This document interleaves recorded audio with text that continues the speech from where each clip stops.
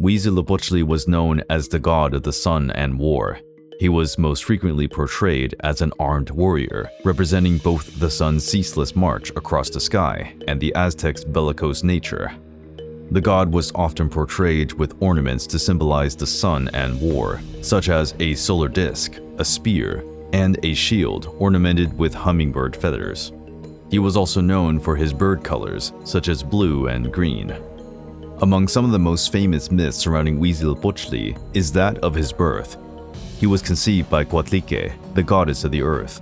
When Coatlique became miraculously pregnant, her other children, led by her daughter Coyoxauhqui, planned to kill her. And yet, Huitzilopochtli emerged fully formed and armed from Coatlique's womb and stood up for his mother, defeating his brothers, something that epitomizes the victory of the sun over the night. As a sun god, Huitzilopochtli was tied to the sun's daily cycle and the idea that it battled against the night forces to be reborn each and every morning. As a war god, he served as the Aztecs' warriors' patron and protector, and his cult was inherently tied to military expansion and battlefield success. One of the most well-known myths about this god reveals that the Aztecs were a nomadic and warlike people, and Huitzilopochtli, their patron and guiding god, advised them to leave the Aztlan region and seek a new home. Huitzilopochtli promised the Aztecs that they would find their promised land, where they would set up a vast empire.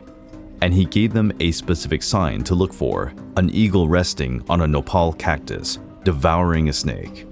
This would be the heart of their new empire and the place to build their great city. The Aztecs' migration was long and arduous, marred by several halts and conflicts along the way. Throughout their journey, Huitzilopochtli guided and protected his people, providing advice and instructions through priests and visions.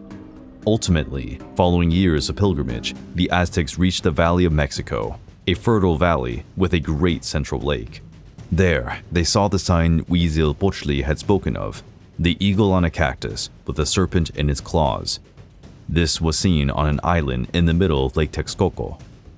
The Aztecs understood this as divine guidance to establish their city Tenochtitlan, which would become the Aztec Empire's capital and one of the largest cities in the pre-Columbian world. The image of the eagle, cactus, and serpent turned into a mighty symbol for the Aztecs, standing for their divine mission and destiny, and is today the centerpiece of Mexico's coat of arms.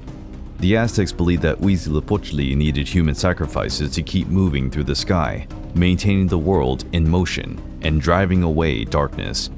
Many ceremonies and sacrifices were held in his honor, particularly during the winter solstice, his sacred month.